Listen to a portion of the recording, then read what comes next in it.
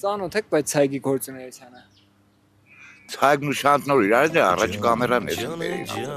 Տեքստիլ, Սլաբոդկա, Մանուշան, Ցորիմայլա, սրանք թաղամասեր են, որոնք մեր քաղաքի անբաժանելի մասն են կազմում այնպես, ինչպես 34-ամյա Ցայգ հեռուստաընկերությունը։ Ցայգն ու իր թիմը 4 տարից ավելի գործունեության ընթացքում ամեն մի օր լուսաբանել եւ տիտակ են պահել քաղաքին ու Գյումրեցուն հետաքրքրող խնդիրները։ Մեր ամեն մի եթերային էջ լցված է եղել ոչ թե մռայլ, այլ հոգսաշատ քաղաքին հուզող խնդիրները բարձրաձայնելով։ Սա ինչպես գյումրեցիներն են ասում, Ցայգի կանգառն է։ Հենց այստեղ էլ կանգառն ենք լսելու գյումրեցիների կարծիքները Ցայգ հեռուստաընկերության մասին։ Գյումրիի եմ, բայց դե մեկ-մեկ հաղորդումներ նայում եմ։ Ինչ կարծիք ունեք Ցայգի մասին։ Քաղաքական լուսաբանումներն էլ լավ, մշակութային լավ, առաջընթաց կա։ Ցայգը արդեն տարիներ շարունակ 3 տասնամյակից ավել յուրաքանչյուր գյումրեցու ընտանիքում առաջին հյուրն է, առաջին այցելուն է, առաջին տան անդամն է, որովհետև հենց աշխատանքից ներս ես մտնում առաջին հերթին Ցայգ ես միացնում, որպեսզի իմանաս ճշմարիտ լրատվություն, ժամանակի լրատվություն։ Ցայգ հեռուստատեսությունը, ընկերությունը բավական հայտնի է Գյումրի քաղաքում, շատ կարևորում եմ ես այդ եւ ինֆորմացիոն եւ կուլտուր-մշակութային հաղորդումները նախ շատ հետաքրքրված ենք, ես անձամբ միշտ դիտում եմ։ Շատ լավ եթեր է, շատ լավ հաղորդումներ կուտա, մենք շնորհակալ ենք։ Շատ լավ, 1-ից մինչև 10։ Մենք այնտեղ ենք սկիզբ առել։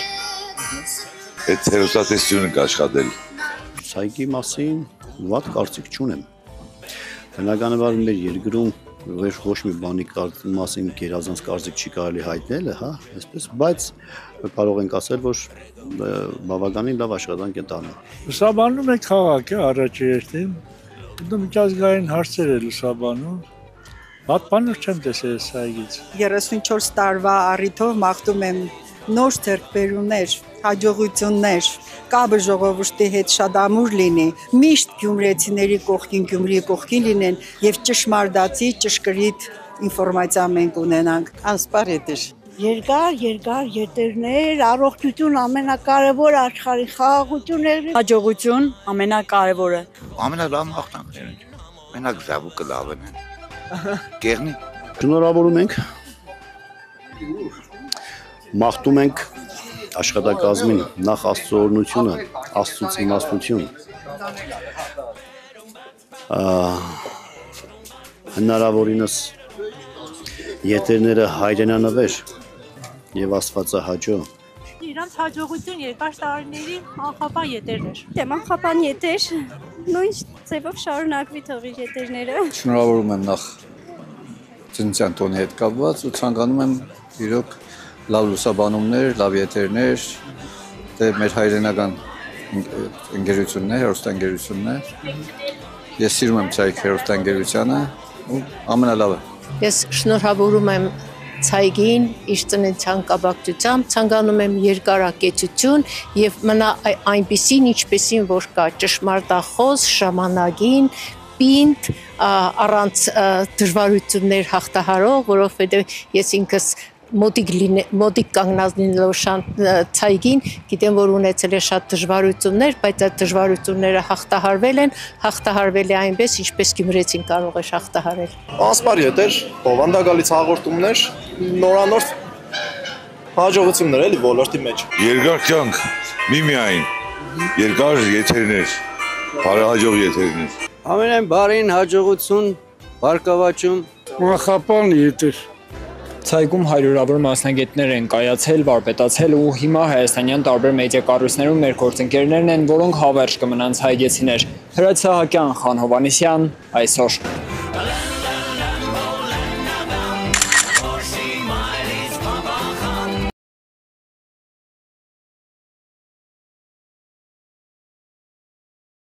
Վարչապետ Նիկոլ Փաշինյանն այցելել է Սյունիքի մարզ։ Վարչապետը Կապանում ներկա է գտնվել գեղանկարիչ Հրանտ Դանիելյանի տուն-թանգարանի և հուշաքարի բացման արարողությանը։ Վարչապետը շրջել է տուն-թանգարանով, ծանոթացել Հրանտ Դանիելյանի աշխատանքներին։ Նիկոլ Փաշինյանը ողջունել է տուն-թանգարանի բացումը, ընդգծելով, որ այն նոր շունչ կհաղորդի Կապանում մշակութային կյանքի ակտիվացմանն ու զբոսաշրջության խթանմանը։ Թանգարանի տարածքը 1987 թվականից եղել եղել է նկարչի արվեստանոցը։ Գեղանկարիչը հեղինակել է տասնյակ կտավներ խուստուփի տեսարաններով, կապանյան բնապատկերներով եւ ազգային նատյուրմորտներ։ Այսուհետ թանգարանը բաց կլինի այցելուների համար մշտական ցուցադրությամբ։ Հրանտ Դանիելյանի աշխատանքները գտնվում են մասնավոր հավաքածուներում Հայաստանում, ԱՊՀ-ում եւ արտասահմանյան այլ երկրներում։ Դանիելյանի ստեղծագործությունները ընդգրկում են տարբեր ժանրեր՝ նատյուրմորտներ, բնապատկերներ եւ դիմանկարներ։ Մեր ընդհանրապես մշակութային պատմությունը պապուծս է սկսել, սա իր անձնական իրերում որ ցիվիլիզացիա։ Այստեղ հորս անձնական իրերն են, սա իր մասի դրապարակումներն են, միշտ այստեղ ստեղծագործել է, միայն արվեստով է, ուրիշ ոչինչով տրիկոտաժ ունի աշխատել, բայց որպես նկարիչ։ Եվ խոզն է ձեր չեք տվել իր վերջի ծեյա ազգային կենցաղային առարկաների նացումների շարքն է, առարկաներն են, որոնք միտաղել է, մեծ մասը պահպանվել այստեղ է, սա կապանյան տեսարաններն է, հանգարան գործելու, ժամերի քաղաքի համար լավ բան։ Հետո ինքը արվեստի քոլեջում էլ է տարբեր ժամանակներում դաս տվել, իր աշակերտներն են արդեն հիմա պարազում երեխաներ, եկել են զինվորեն իրենց մեծ մոտ։ Տուրիզմի բանի համար լավ է, որ սիրում են օտարերկրյա տուրիստները, որ տենց գալիս են տեղի հետ կապված, հենց հատկապես այդ տեղի հետ կապված։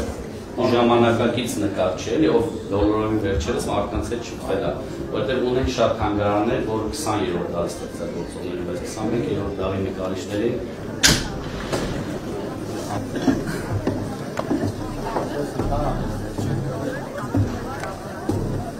սա իր ընկերներին ծաղրանկարարի հումորով, այս ինքն է, այս իր ընկերներն են, ցավոք մեծ մասը արդեն ոչ են,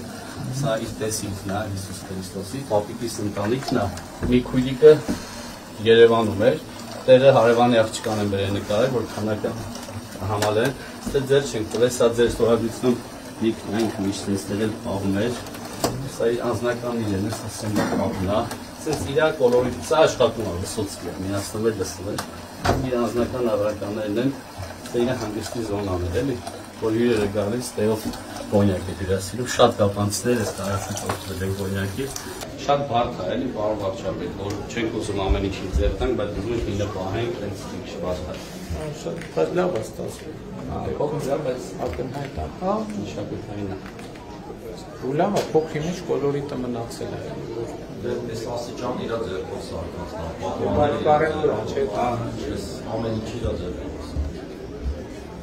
Շատ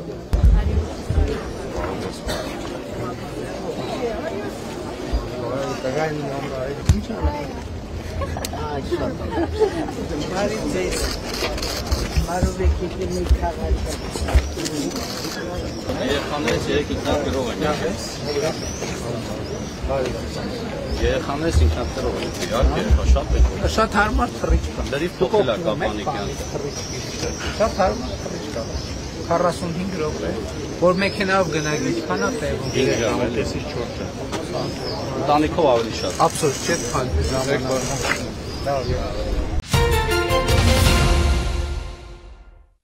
Մայիսի 9-ին ժամը 22:20-ի սահմաններում Ադրբեջանի զինված ուժերի ստորաբաժանումները կրակ են բացել Սյունիքի մարզի Խնածաղ բնակավայրի ուղղությամբ, ինչի հետևանքով վնասվել է բնակելի տան տանիքը։ Տուժածներ չկան։ Այս մասին հայտարարություն է տարածել Պաշտպանության նախարարությունը։ Ադրբեջանական կողմին կոչ են կանում հետաքննել Խնածաղի բնակելի տան գնդակոծման փաստը եւ հանդես գալ հրապարակային պարզաբանումներով։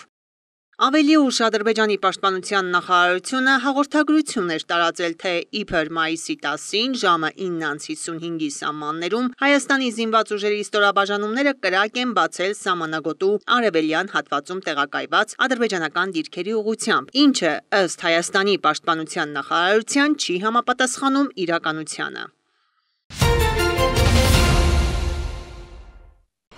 Պակիստանի կառավարությունը վաղ առավոտյան հայտարարել է Հնդկաստանի դեմ Բանյանուն Մարսու Սամուր պատ ռազմական գործողության մեկնարկի մասին։ Իսլամաբադից նշել են, որ սա պատասխանն է ավելի վաղ պակիստանյան ավիաբազաների թիրախավորմանը։ Նշվում է, որ բազաներից մեկը գտնվել է մայրաքաղաք Իսլամաբադից մոտ 10 կիլոմետր հեռու։ Պակիստանի ԶԼՄ-ները հայտնում են, որ երկրի զինված ուժերը հարվածել են Հնդկաստանում հրթիռների պահեստի եւ ավիաբազաների։ Միևնույն ժամանակ Պակիստանի վարչապետը հույս է հայտնել, որ Նյու Դելհին կընտրի երկխոսության եւ դիվանագիտության ուղին։ Հնդկաստանի իշխանությունն աղաղակող էսկալացիա է որակել Պակիստանի գործողությունները, նախազգուշացրել պատրաստ են ռազմական արձագանք տալ բոլոր հարձակումներին։ Նյու Դելհին հարևան երկրի ուժերին մեղադրել է սահմանի երկայնքով ԱԹՍ-ների հարձակման, սահմանի մոտ ուժեր տեղափոխելու, քաղաքացիական բնակչության կյանքը վտանգելու եւ կրոնական օբյեկտները թիրախավորելու համար։ ԶԼՄ-ների տվյալով երկու կողմից էլ կան զոհեր եւ վիրավորներ։ BBC-ն գրել է, որ միջուկային զենք ունեցող Հնդկաստանն ու Պակիստանն արդեն փոխադարձ հրթիռային հարվածներ են հասցնում, ինչը վտանգավոր է շարունակվող ռազմական էսկալացիայի համատեքստում։ ԱՄՆ պետքարտուղարը հեռախոսազրույց է ունեցել Հնդկաստանի եւ Պակիստանի արտգործնախարարների հետ, կոչ անելով կողմերին գնալ դեէսկալացիայի։ Մարկո Ռուբիոն նաեւ առաջարկել է Վաշինգտոնի օգնությունը կառուցողական բանակցություններ սկսելու հարցում։ Հիշեցնենք, երկու երկրի հարաբերությունները կտրուկ սրվել են Ջամու եւ Քաշմիրում ապրիլին տեղի ունեցած ահաբեկչությունից հետո, որի հետևանքով 26 մարդ է զոհվել։ Նյու Դելհին տեղի ունեցածի համար մեղադրում է Պակիստանին։ Ֆրանսիայի նախագահը եւ Լեհաստանի վարչապետը բարեկամության եւ համագործակցության ընդլայնման մասին համաձայնագիր են ստորագրել։ Նախատեսվում է ամրապնդել հարաբերությունները մասնավորապես պաշտպանության, էներգետիկայի, տնտեսության, արդյունաբերության, գիտության եւ մշակույթի ոլորտներում։ Մենք ցանկանում ենք ստեղծել իսկապես ներառական պաշտպանական գործընկերություն, սա այլընտրանք չէ ՆԱՏՕ-ին կամ Եվրամիությանը, նշել է Էմանուել Մակրոնը։ Նրա խոսքով պայմանագրում փոխադարձ ռազմական օգնության մասին կետի ներառումը պետք է շատ հստակ ազդանշան լինի։ Դոնալդ Տուսկն էլ համոզմունք է հայտնել, որ երկկողմ համաձայնագիրը կնպաստի ամբողջ Եվրոպայի անվտանգությանը եւ կայունությանը։ Լեհաստանի վարչապետը հավելել է Վարշավան եւ Փարիզը կշարունակեն համակարգումը նաեւ Ուկրաինայի հարցով։ Այնուհետև Ֆրանսիայի, Լեհաստանի, Մեծ Բրիտանիայի եւ Գերմանիայի ղեկավարները մեկնել են Կիև։ Ուկրաինայի արտգործնախարարը հույս է հայտնել, որ բարձրաստիճան հանդիպումների արդյունքում լուրջ որոշումներ կկայացվեն, ավելի իրական դարձնելով խաղաղության հեռանկարը։ Ուկրաինայի նախագահի աշխատակազմի ղեկավար Անդրի Երմակը հայտնել է ԱՄՆ պետքարտուղար Մարկո Ռուբիոյի հետ կարևոր հեռախոսազրույցի մասին։ Բանակցություններին մասնակցել են նաև ԱՄՆ նախագահի հատուկ ներկայացուցիչներ Սթիվ Ուիտկոֆը, Քիթ Քելոգը եւ Ուկրաինայի պաշտպանության նախարար Ռուստեմ Ումերովը։ Երմակի խոսքով օրակարգում են եղել հրադադարի հարցը եւ խաղաղ կարգավորման հեռանկարը։ Պաշտոնյաներն անդրադարձել են հազվագյուտ հանքանյութերի մասին Կիևի եւ Վաշինգտոնի միջև կնքված համաձայնագրին։ Սա պատմական փաստաթուղթ է, որը նոր փուլ է բացում մեր հարաբերություններում եւ լրացուցիչ հնարավորություններ ստեղծում տնտեսական գործակցության ամրապնդման համար, ընդգծել է Երմակը։ Կողմերը պայմանավորվել են շարունակել Վոլոդիմիր Զելենսկու եւ Դոնալդ Թրամփի ձեռք բերած պայմանավորվածությունների կյանքի կոչումը։ Երմակը շնորհակալություն է հայտնել Վաշինգտոնին ամենադժվարին ժամանակներում Կիևին աջակցելու համար։ Վաշինգտոնից հայտարարել են, որ ԱՄՆ նախագահը չի պատրաստվում միակողմանիորեն նվազեցնել չինական ապրանքների համար ավելի վաղ սահմանված մաքսատուրքերը։ Սպիտակ տան խոսնակը շեշտել է, Պեկինը պետք է գնա զիջումների։ Քերոլայն Լևիտի խոսքերը հաջորդել են Դոնալդ Թրամփի հայտարարությանը, որ Չինաստանի դեմ ամերիկյան մաքսատուրքերը կարող են 145-ից հասցվել 80%-ի։ Ակնկալվում է, որ ԱՄՆ ֆինանսների նախարարը եւ առևտրային հարցերով Դոնալդ Թրամփի բանակցողը Շվեյցարիայում պետք է հանդիպեն տնտեսական հարցերով Պեկինի ներկայացուցիչների հետ, կարգավորելու ԱՄՆ-Չինաստան առևտրային պատերազմը։ Դոնալդ Թրամփը համոզմունք է հայտնել, որ կողմերին կհաջողվի արդար գործարք կնքել։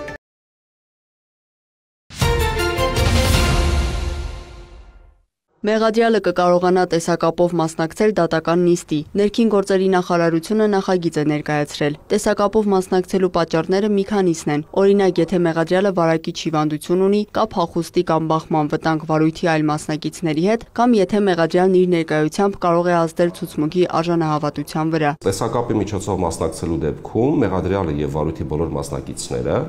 պետք է ունենան միմյանց հստակորեն տեսնելու եւ լսելու հնարավորություն, այսինքն առանց խափանումների։ Բացի դրանից շատ կարեւոր է, որպեսզի դատական նիստի ընթացքում, երբ մասնակցությունը տեսակապի միջոցով է, մեղադրյալը կարողանա իր պաշտպանի հետ խորհրդապահական հաղորդակցության հնարավորություն ունենա, այսինքն երրորդ անձանց լսելիությունից դուրս հաղորդակցվելու հնարավորության մասին է խոսքը։ Մեղադրյալը պետք է հնարավորություն ունենա նաև հետազոտել ներկայացված բոլոր ապացույցները եւ նյութերը, իսկ տեխնիկական խոչընդոտների դեպքում դատարանը կարող է դադարեցնել այդ ձևաչափով նիստը։ Փաստաբանն առանձնացնում է այն կետը, որ տեսակապով մասնակցությունը կարող է իրականացվել թե մեղադրյալի միջնորդությամբ, թե դատարանի նախաձեռնությամբ։ Նշում է, ձևակերպումներն այնչափ հստակ չեն, որոնք թույլ կտան միանշանակ փաստել, որ կամայականություններ չեն լինի դատարանի նախաձեռնությամբ տեսակապի մեթոդը կիրառելու դեպքում։ Նախատեսվում է, որ եթե դատարանի նախաձեռնությամբ ուրեմն սա կիրառվում եւ մեղադրելը փաստարկված առարկում է, ապա այս ինստիտուտը չի կարող գործել։ Իմ կարծիքով հիմնական խնդրահարույց կետը այստեղ հենց այդ փաստարկված առարկություն բառակապակցությունն է, որը բավականին լայն հայեցողություն է տալիս եւ բավականին մեկնաբանման տեղ է տալիս, այսինքն անհասկանալի է թե որ դեպքում է առարկությունը լինելու փաստարկված, որ դեպքում չի լինելու այն փաստարկված։ Ըստ փաստաբանի նախագծում որոշակի հստակեցումներ են անհրաժեշտ։ Նախարարությունից տեղեկացնում են, նախագիծը դեռևս շրջանառության փուլում է, որոշ դրույթներ շտկվելու են, իսկ փաստարկված առարկության վերաբերյալ նշում է. Եթե մեղադրյալը պնդում է, որ արդյունավետ չի կարող լինել պարզապես այն պատճառով, որ ինքը չի ցանկանում, իմ կարծիքով սա սուբյեկտիվ ընկալում է, գուցե այստեղ փաստարկում չկա, բայց եթե նա շարունակում է նշելով այս, 3-րդ, 4-րդ եւ այլ հանգամանքների ուժով չի կարող լինել արդյունավետ, սա արդեն փաստարկում է։ Փաստաբանը նախագիծը դրական է համարում։ Նախագիծը ըստ էության քայլ է դեպի արդիականացում քրեական արդարադատության եւ համապատասխանեցում 21-րդ դարին, տեղեկատվական հասարակությանը եւ այլն, որովհետեւ ըստ էության բավականին քիչ են այն հնարավոր իրավունքների խախտումները, որոնք կարող են տեղի ունենալ տեսակապով մասնակցության պատճառով միայն։ Եթե նախագիծն ընդունվի, նախատեսվում է այս կարգավորումները կիրառել 2026-ի հունվարի 1-ից հետո տեղի ունեցող դատական նիստերի ընթացքում։ Մինչև այդ պետք է դատական նիստերի դահլիճները, քրեակատարողական հիմնարկները, ձերբակալվածներին պահելու վայրերը կահավորել տեխնիկայով։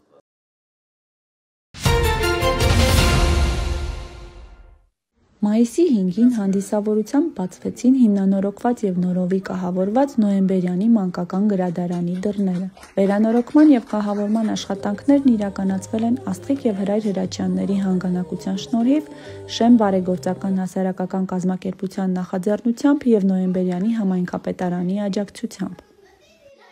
Մեր բոլոր ծրագրերը կարծես թե միշտ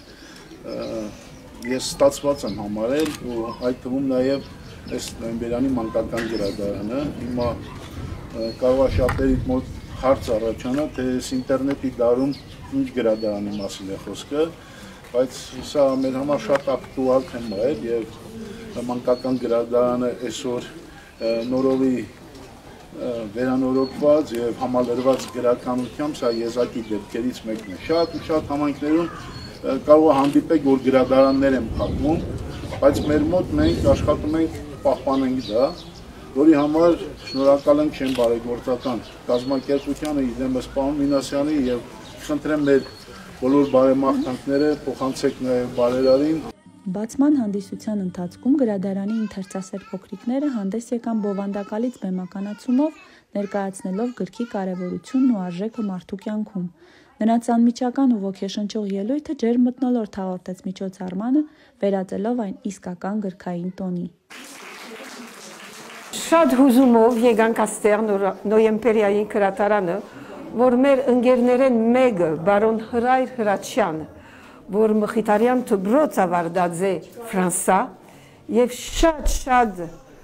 գբաշխանի հայ մշակույթը արդեն շատ լավ հայերեն գողոսի, շատ զարգացած է եւ գուզեր նվիրում ունել գրադարանիմը։ Թիմեց Հայաստանի շենին եւ բարոն Հայկ Մինասյանը, որ ղեկավարն է Հայաստանի շենին, առաջարկեց իրեն, որ նոյեմբերյանի գրադարանը նորոգե եւ օգնե։ Եվ մենք այսօր եկանք եւ հոյագաբ բզդիկներ ընթերցում մտեցանք, որ շատ հուզիչ էր մեզի համար։ Դեռ 1997 թվականից ի վեր գրադարանը աշխատել է այս շենքում եւ իր ամբողջական վերանորոգումը նա ստացել է այսօր շենքազմակերպության շնորհիվ եւ նոյեմբերյանի համայնքապետարանի շնորհիվ։ Շատ շնորհակալ ենք այս կարևոր գործը կատարելու համար, որովհետեւ երեխաները, աշխատակիցները մենք բոլորս սպասում էինք այս գեղեցիկ օրվան։ Շատ խոստումնալից է հետագա մեր աշխատանքները, որովհետև արդեն իսկ կահավորված գրադարանում ավելի մեծ աշխատանքների ենք պատրաստ անցկացնելու եւ դպրոցների հետ ել առավել համագործակցելու։ Նորոգված գրադարանը սպասում է իր փոքրիկ այցելուներին, նրանց ընծայելով հարմարավետ, գունեղ եւ ոգեշնչող միջավայր, գիտելիքի ու երևակայության աշխարհում ճամփորդելու համար։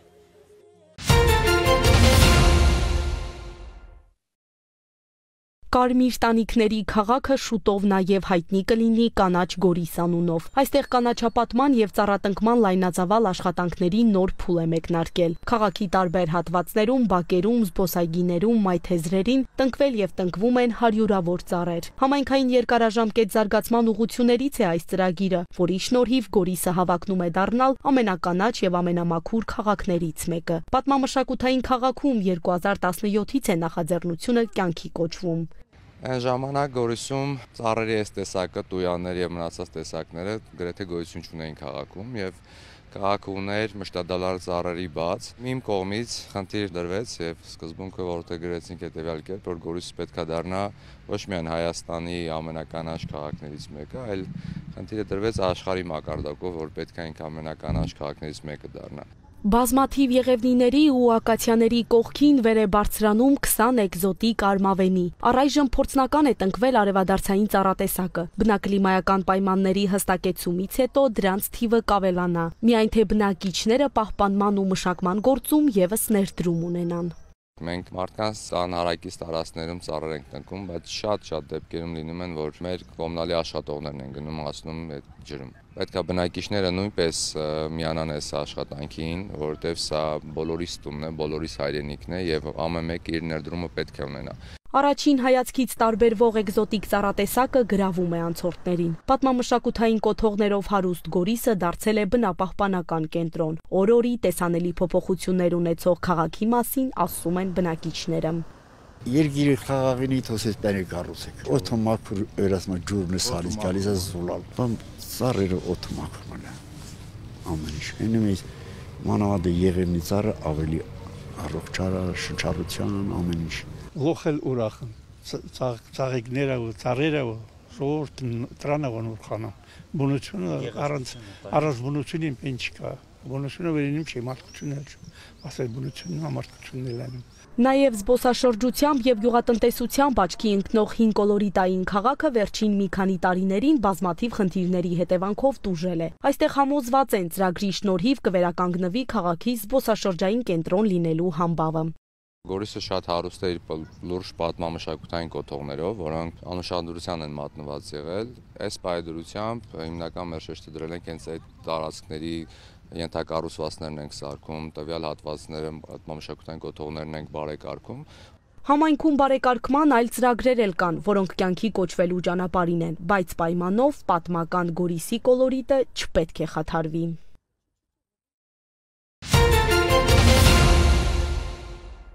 Գյուղի ժողովուրդը ասացի, որ այստեղ վերևում կան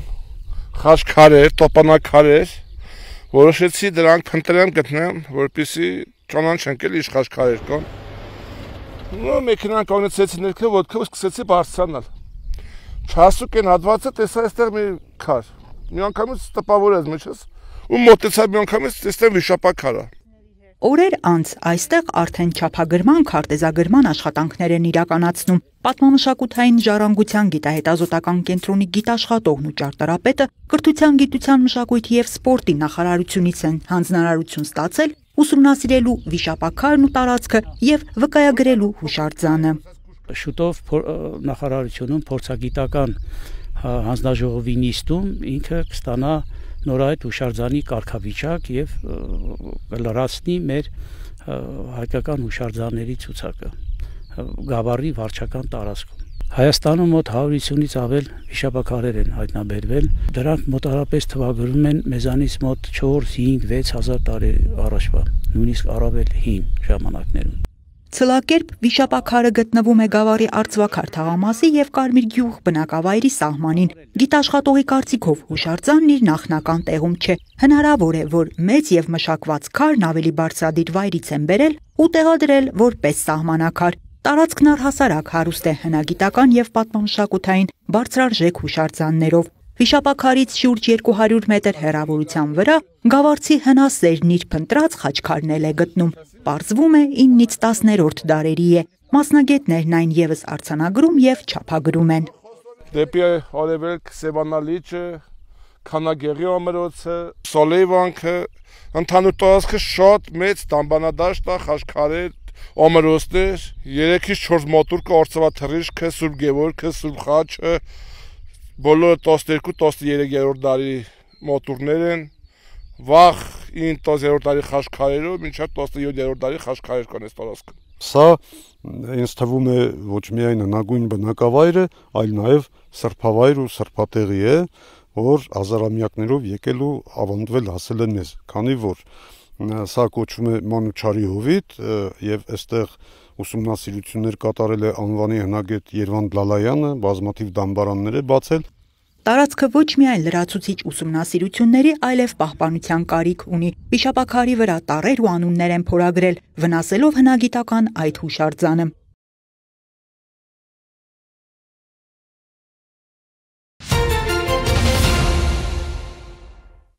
Ապրիլի 26-ի առավոտյան ոստիկանության օպերատիվ կառավարման կենտրոն հնչած ահազանգը դժբախտ պատահարի մասին էր։ Հայտնում էին, որ Արցախի պողոտայով անցնող ջրատարը կին ու տղամարդ են ընկել։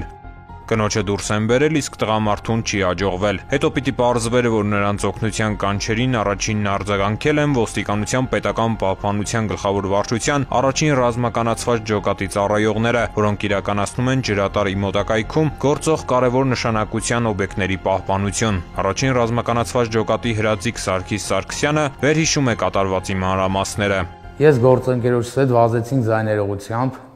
նկատեցինք ջրատարում մի տղամարդու եւ մի կնոջ։ Նրանք բռնված են ինչ-որ ամրանից։ Ես մանսա մտա ջրատարը, կնոջը ձեռքից բռնելով դուրս բերեցի կնոջը, փորձեցի որ տղամարդուն էլ դուրս բերեմ, բայց ջուրը տարավ նրան։ Սարգիս Սարգսյանն ու գործընկերները որոշ տարածություն վազել են ջրատարի երկայնքով, փորձել տղամարդուն փրկելու հնար գտնել, բայց չեն կարողացել։ Պարզվեց, որ ջրատարն ընկած կինը Երևանում բնակվող 48-ամյա Սյուզաննա կն է, իսկ տղամարդը նրա 42-ամյա ընկերը, որն օտարերկրյա քաղաքացի է։ Հետագայում պիտի պարզվեր նաև, որ տեղի ունեցածը ամենևին էլ դժբախտ պատահար չէ, այլ հանցանք, որի բացահայտման գործը ստանձնեցին քրեական ոստիկանության Երևան քաղաքի վարչության մարդու դեմ ուղղված հանցագործությունների դեմ պայքարի բաժնի ծառայողները։ Շենգավիթ վարչական շրջանի քննչական բաժնում նախաձեռնվեց քրեական վարույթ, որի շրջանակներում ձեռնարկված միջոցառումների հրապարակման ենթակա արդյունքները ներկայացնում է բացահայտման միջոցառումների ներգրավված Վարդան Մանուկյանը։ Քրեական վարույթի շրջանակներում ձեռնարկված օպերատիվ հետախուզական միջոցառումների արդյունքում նախ պարզեցինք, որ Սյուզաննա կն եւ վերջինիս օտարերկրացի ընկերը նոր Խարբերտի տներից մեկում ալկոհոլ են օգտագործել, ապա որոշել են միասին գնալ զվարճանքի վայր։ Զվարճանքի վայր հասնելու համար նրանք Արարատի մարզի Այնթափ գյուղում կանգնեցրել են պատահական ավտոմեքենա ու վարորդին խնդրել, որ իրենց տեղափոխի։ Երևանի քրեական ոստիկանները օպերատիվորեն պարզեցին ոչ միայն տվյալ ավտոմեքենայի մակնիշը, համարանիշը, այլև կատարվածի մի շարք հանգամանքներ։ Նախ պարզեցինք, որ Սյուզաննա կն եւ վերջինս օտարերկրացի ընկերը նստել են Opel մակնիշի արծաթագույն մեքենա։ Ուսումնասիրություններ կատարեցինք նոր Խարբերտի, ինչպես նաև հարակից տարածքներում բնակվող եւ Opel մակնիշի մեքենա շահագործող անձանց շրջանակներում։ Արդյունքում մեր օպերատիվ տեսադաշտում հայտնվեց մի 26-ամյա երիտասարդ, ով դեպքի օրը իր արծաթագույն Opel մակնիշի մեքենայով եղբոր հետ գնալիս են եղել Նուբարաշեն։ Քրեական ոստիկանների օպերատիվ տեսադաշտում հայտնված երիտասարդը բնակվում էր Նուբարաշենի Մասիս Ա թաղամասում։ Իրավապահների առաջնային խնդիրն էր հստակեցնել նրա եւ եղբոր գործողությունները, նրանց եւ ջրատարն ընկածների փոխհարաբերությունների բնույթը, ենթադրյալ հանցանքի շարժառիթը։ Մեզ հաջողվեց պարզել, որ Նուբարաշենցի եղբայրները Սյուզաննա կն եւ վերջինիս օտարերկրացի ընկերը միմյանց չեն ճանաչում։ Ավելին, առաջի անգամ տեսնվել են, երբ Սյուզաննա կն եւ վերջինիս ընկերը կանգնեցրել են երիտասարդների Opel-ը զվարճանքի վայր տեղափոխվելու նպատակով։ Ճանապարհին նրանց միջև վեճ է առաջացել, որը ուղեկցվել է քաշքշուկով։ Վեճի ընթացքում վարորդն ավտոմեքենան կայանել է Արցախի 5-րդ նրբանցքի հատվածում ջրատարի հարևանությամբ։ Այնուհետև կինը դեռևս չպարզված հանգամանքներում ընկել է ջրատարը, իսկ նրա օտարերկրացի ընկերոջը հրել ու դիտավորյալ ջրատարն է գցել Opel-ի վարորդը, ինչից հետո եղբայրները հեռացել են տարածքից։ Նույն օպերատիվությամբ Երևանի քրեական ոստիկանները հայտնաբերեցին ու նախաքննական մարմին ներկայացրին 21 եւ 26 տարեկան եղբայրներին։ Նրանցից ավագին մեղադրանք է ներկայացվել, դատարանի որոշմամբ նա կալանավորվել ու տեղափոխվել բացահայտվել է քրեակատարողական հիմնարկ։ Փրկարար ծառայության եւ ոստիկանության ուժերը ձեռնարկում են որոնողական միջոցառումներ ջրատարն ընկած տղամարդուն հայտնաբերելու ուղղությամբ։ Հանգամանքները նախաքննությամբ պարզվում են։